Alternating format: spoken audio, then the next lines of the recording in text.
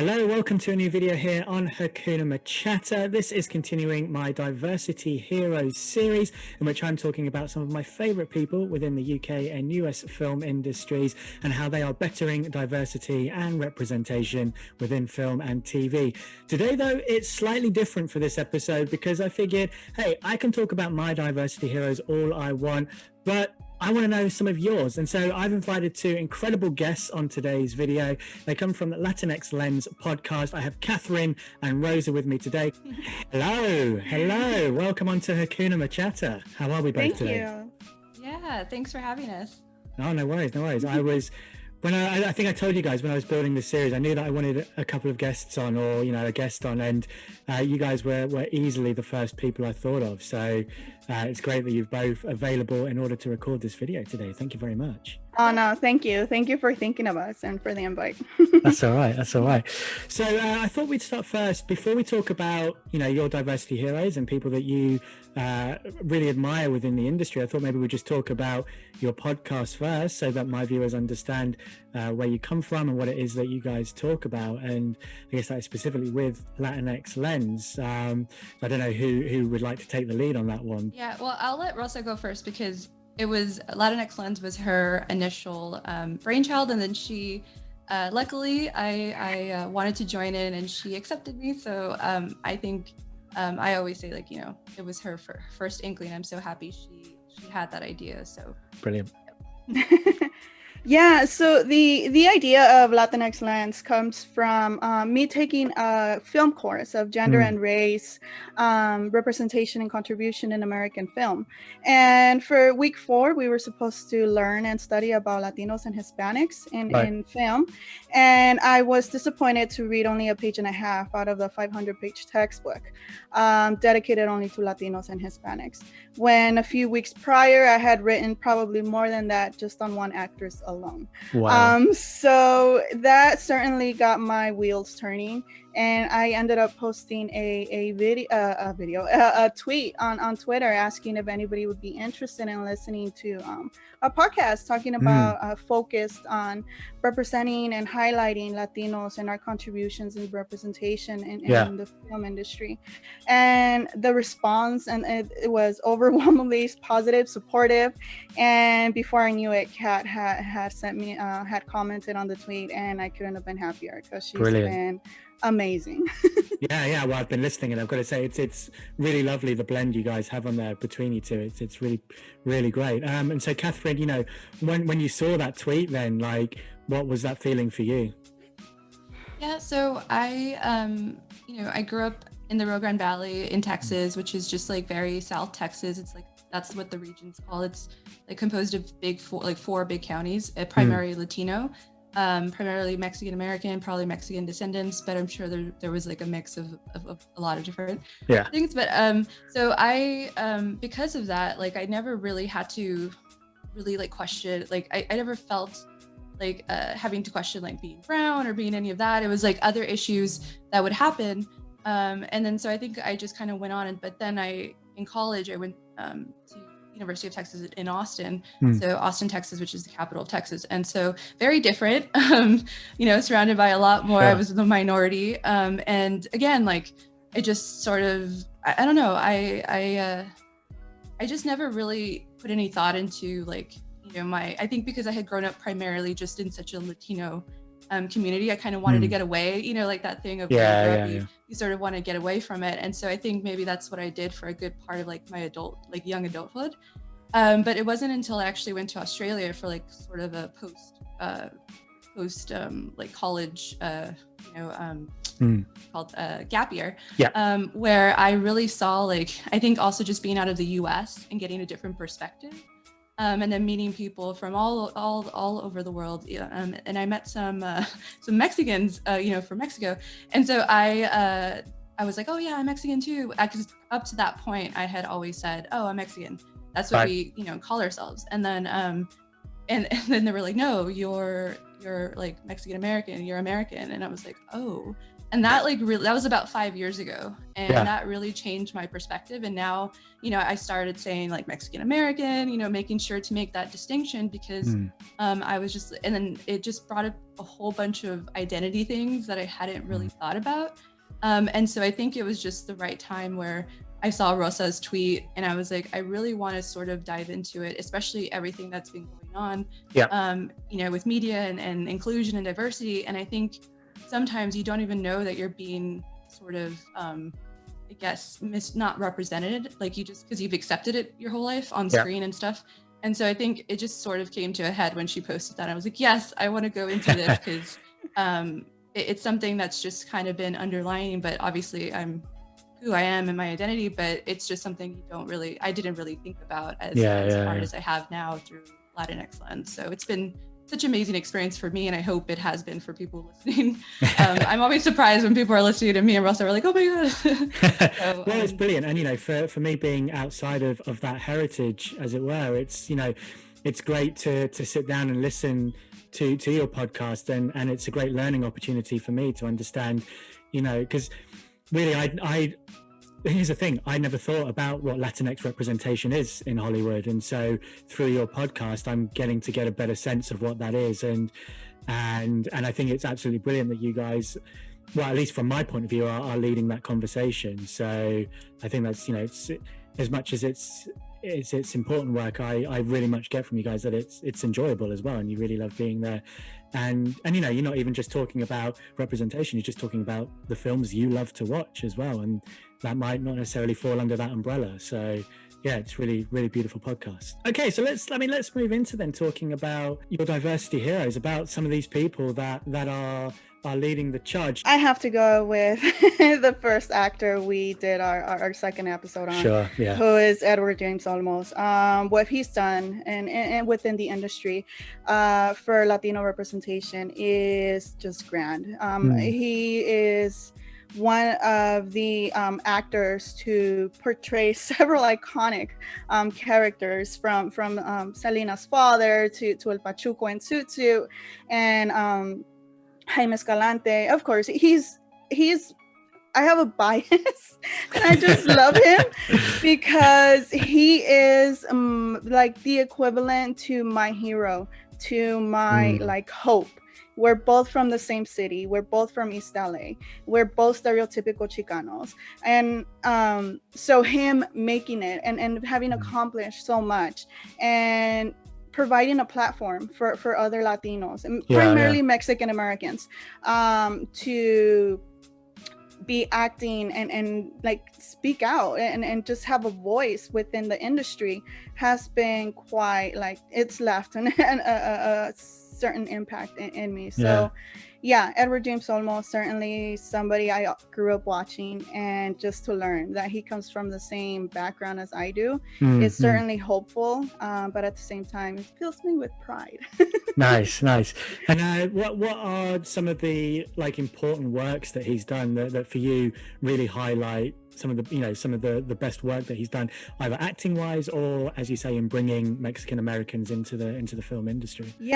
So there's so many films. My favorite film, of course, is Stand and Deliver, which he portrays a high school professor, Jaime Escalante. Of course, takes place in East LA, same high school I attended. So, of course, it hits home for me. But it was one of the few films that depicts the East LA community and how it accurately depicts how we are, and it's slightly steps away from the stereotypical portrayal of just being a criminal city of minorities and things like that. So certainly that film was fundamentally important for me. And then also American Me, that was his directorial debut. Yes, it deals with gangsters and cholos and all that, but seeing it from his perspective and the intention he had to make this film, which definitely worked, because I saw that film at a young age, and it certainly kept me away from gangs, kept me away from Right. that lifestyle. What else? He is one of the co-founders of LALIF, which is Los Angeles Latino International Film Festival. Mhm. And it's, of course, a festival just wholly dedicated on Latino-centric films or films by Latino filmmakers. Again, providing a platform, using his influence and his name and his celebrity status to provide opportunities for other Latinos. Sure. And the two films you mentioned there, and I remember listening to that episode on your podcast, but it appears that they do two really important things when it comes to representation. Like you say with Stand and Deliver, it's actually showing something that's, you know, truer to life, right, that you're used to growing up with, rather than, you say, the normal gangbanger stuff. But then with American Me, you know, you say that it is actually, it does lean into the gangbang stuff, but the difference is you have Edward James Olmos behind the camera. And does, you know, do you feel that when you have someone of the heritage telling the story, not just acting it but telling it, it makes a difference, right? It does, because the vision and the message behind it is different. Yeah. Where majority of the films would depict East LA Cholos just as bad people, this film it's more of a message to the community and a message to the young people. It doesn't necessarily need to be East LA. Wherever there is gang members, it's a message to them. This is what's going to happen if you decide to, like, lean into this lifestyle. So the message behind it and the vision is slightly different as if somebody else were to do it.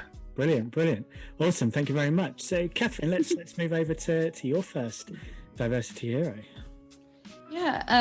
It's funny because I guess thinking about this lately, because we've been kind of invited on several podcasts, it's sort of fun going back and realizing, like, who were the first early representations, or things you might have not, like, I didn't realize how big of an impact it actually had. And one of those, just in general, of like my early cinephile like journey, was Robert Rodriguez. And I think it's even before, like, I knew, you know, his story or whatever, it was just like I liked genre films. I like, you know, I like Desperado, and then, you know, just like the films he was making, Sin City and all that. And so I enjoyed it as a filmmaker first. And then when I learned, you know, his story about making El Mariachi, that he was from San Antonio, and like, for someone growing up in the Rio Grande Valley, especially a small town called Mercedes, Texas, you never think, and someone who was like discovering movies and thinking like, oh, I want to go into this, but there's literally no avenue. You know, your parents don't have money, you don't know how you're going to go to LA and all that sort of thing.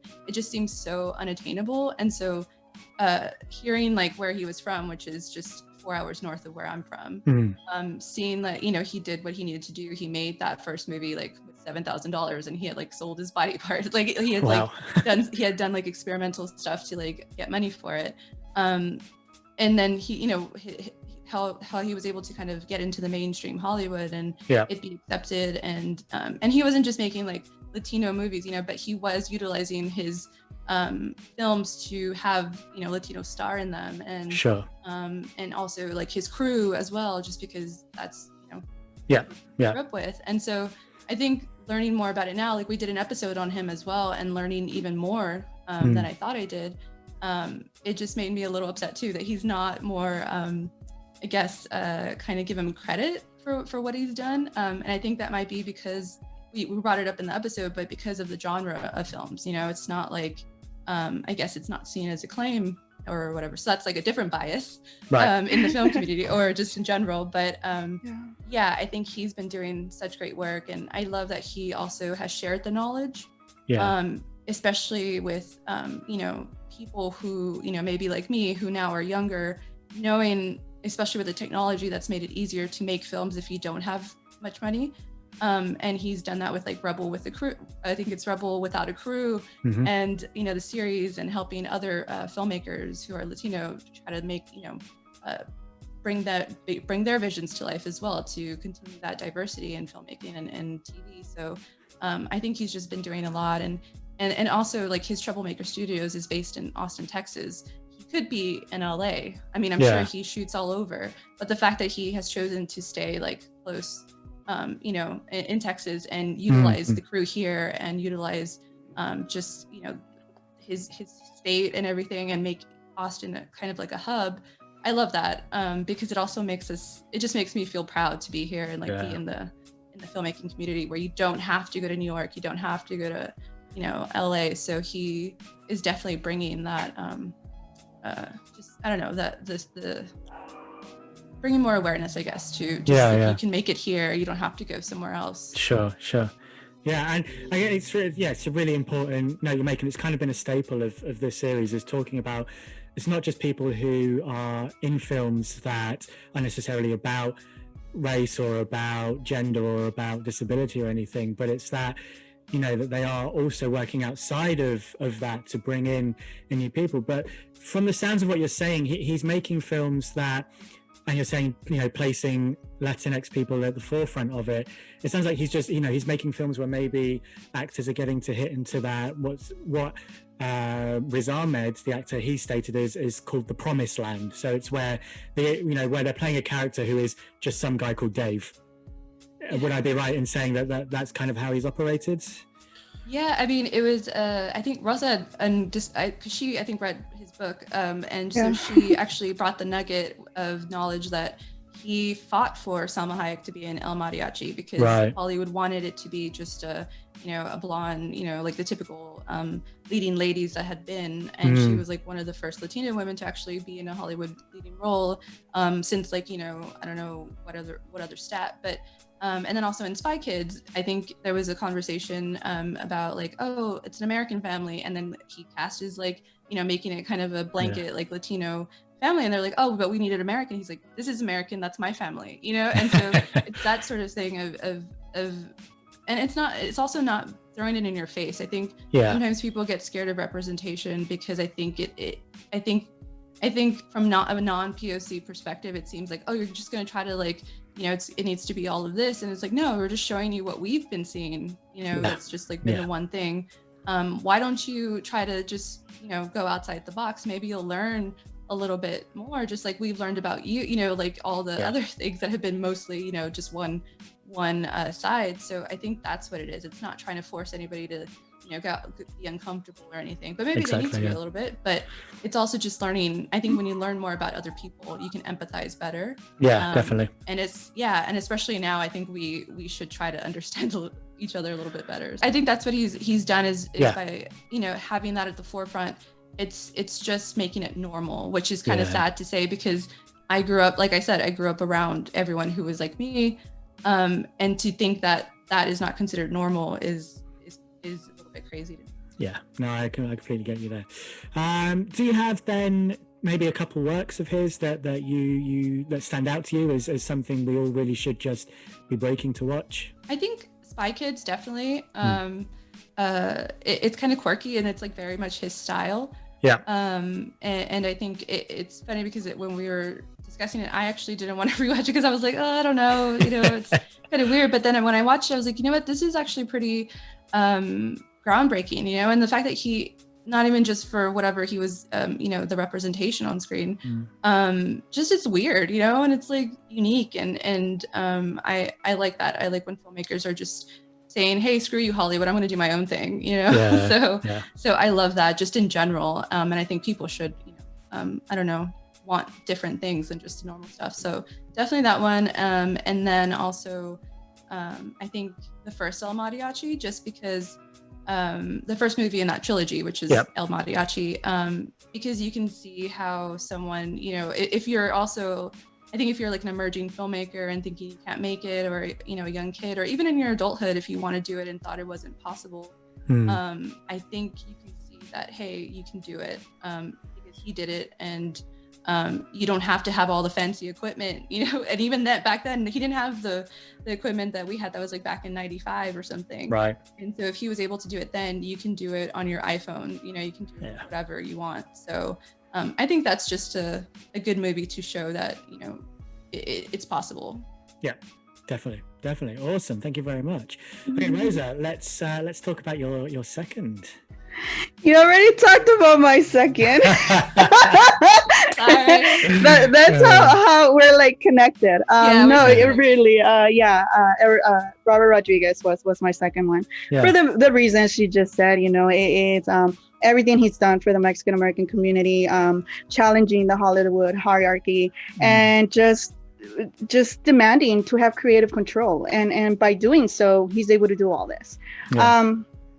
But yeah, no, I echo everything she says, and I think it also has a lot to do with her being able to, of course, relate and everything, because they're both from the same state, and this is why representation is so much needed, because it gives you that hope that, you know what, he can do it, then I'm just gonna give it a shot, and perhaps I can do it too. But no, I did have other few people down, and I'm pretty sure she can guess who I'm gonna talk about next. I have to give a shout out to the most decorated Latino actor in history, and that's Rita Moreno, who is one of the few actors in general to be an EGOT recipient, to have the Emmy, the Grammy, the Oscar, and the Tony. And unfortunately, she, for being a Latina, for being brown, for her background, being a woman also, unfortunately, having all those statues haven't really helped her a lot. It's sad to learn that after her Oscar win for West Side Story, she wasn't offered any other roles aside from the stereotypical smaller roles. And that's when she transitions over to television.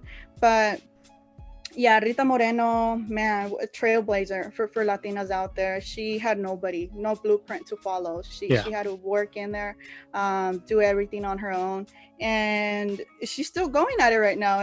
She's like 80, almost 90, and she's in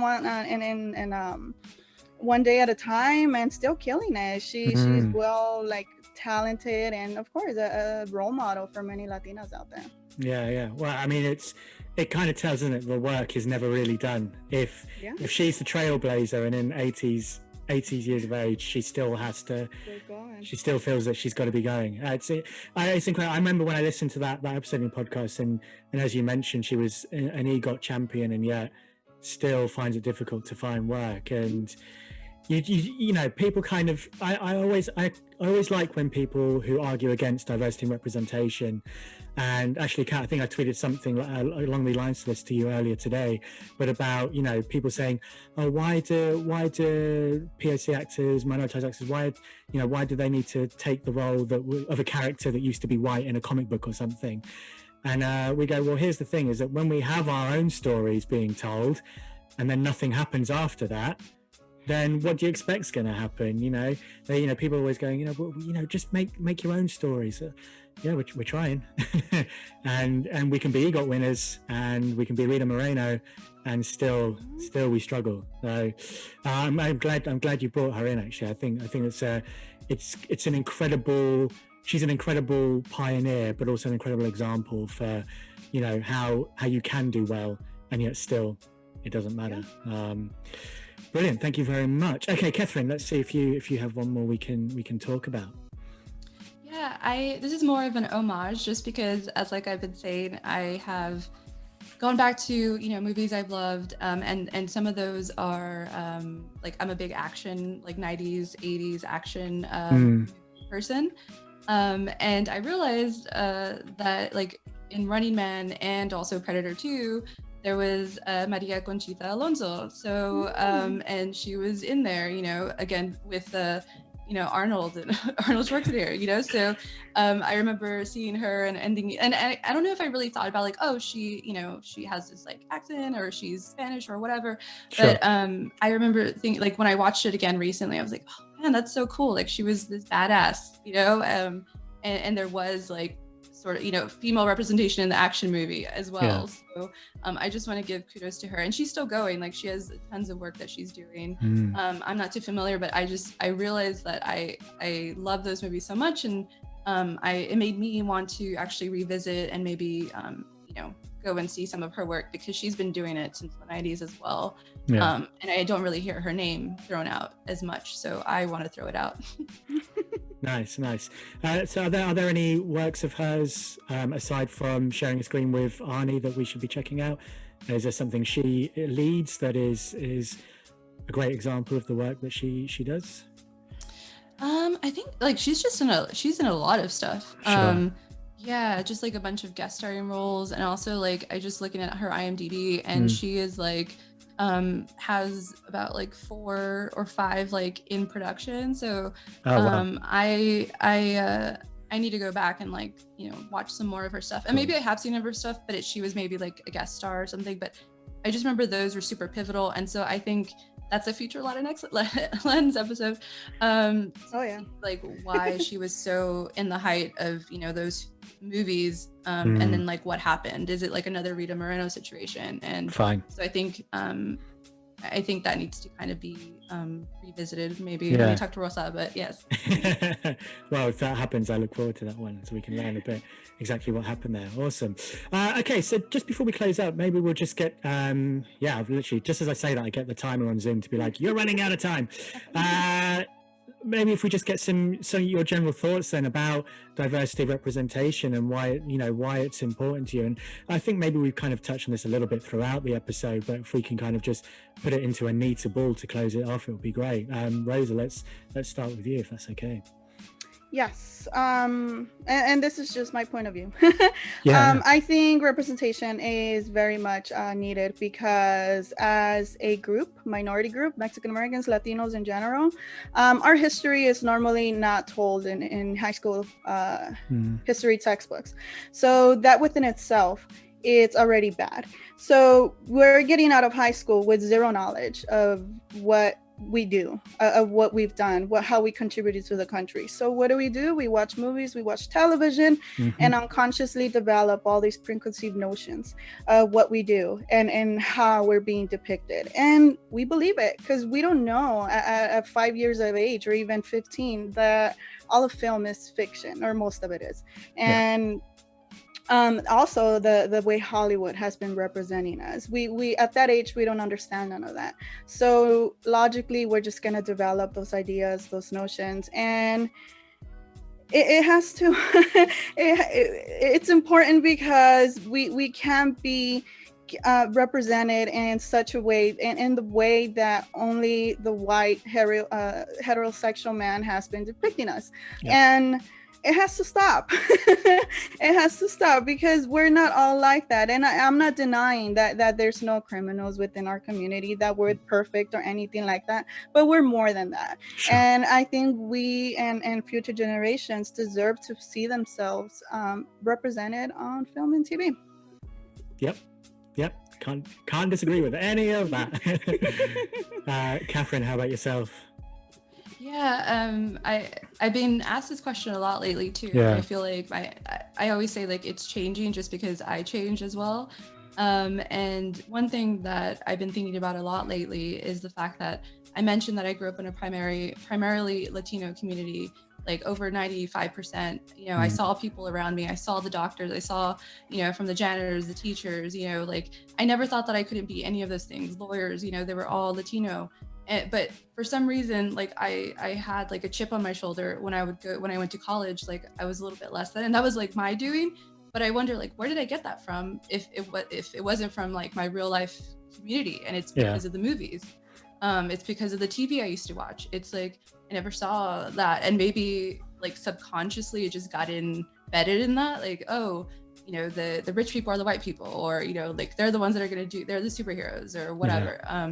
And I didn't realize that until like, you know, recently. And I'm like, oh, that's so weird. Like my real life was a completely different thing, you know, growing up in a community where I didn't face necessarily like face-to-face discrimination. But then like, I feel like it also is kind of bad if it's making you, if what you see is making you like already like have that negativity towards yourself when I shouldn't have had that. And you don't realize it's happening because it's just so embedded from, you know, like we said, from when you're little, you know, from the Disney movies to all the, you know, everything. And you see like your community portrayed that way and you're like, oh yeah. And then of course that happens in the community. So then you're like, oh, you kind of lean into that because if you say a lie enough times, you're probably going to start believing it. And that's, I think, if you portray that on screen enough times, you're going to get people within that community to maybe believe it too. And that's not good. So we need to see sort of, you know, the positive part, all the parts, to be honest, but I think also I've been realizing too is that it's not just for us, it's for everybody. You know, like everyone needs to see different people on screen, you know, different stories, because I think we've been so like, you know, divided right now. And I think it's because we get in our own little bubble. And I think it's just as important for a representation on screen for you know, non-POC people as well, not just for us and other minorities as well. Like I need to learn about other, you know, the Black experience, the Asian experience, like everything, other Latino experience, not just the Mexican American experience. So I think that's why it's important. Is just because we that's the way we see things. If I never had watched TV, I wouldn't know where to, you know, I would never have wanted to go to Australia. So like that sort of thing. So I've been thinking a lot about like in that realm of kind of diving into what it actually, why I think it's important. That's kind of what I've been, I don't know, digging into a little bit. I think you make a really wonderful point there, and that, you know, it's not just about us seeing ourselves on screen, it's about us learning about other people and other people learning about us. And I think you've nailed on the head with that point there. That's beautiful. Awesome. Well, thank you very much, both of you, for coming on and sharing today your diversity heroes. It's great, as I say, with listening to Latinx Lens and with having you guys on today, to just really learn about that side of diversity and representation, because it's something I'm not familiar with. It's something I'm still learning about. And I think it's great that my viewers get the chance now to properly learn about that as well. You know, if, you know, this is just a starting for them, and now they can come over to Latinx Lens and listen to you guys there as well to learn more about that, which is brilliant. Now, thank you very much for watching this discussion between myself and Catherine and Rosa from Latinx Lens. If you want to catch the next Diversity Heroes video, I'll be looking at Riz Ahmed and everything that he is doing to help representation and diversity within the UK film and TV industry. Can't wait till then. Well, you can click this video here, this video there, or subscribe up there. Hakuna MaChatter.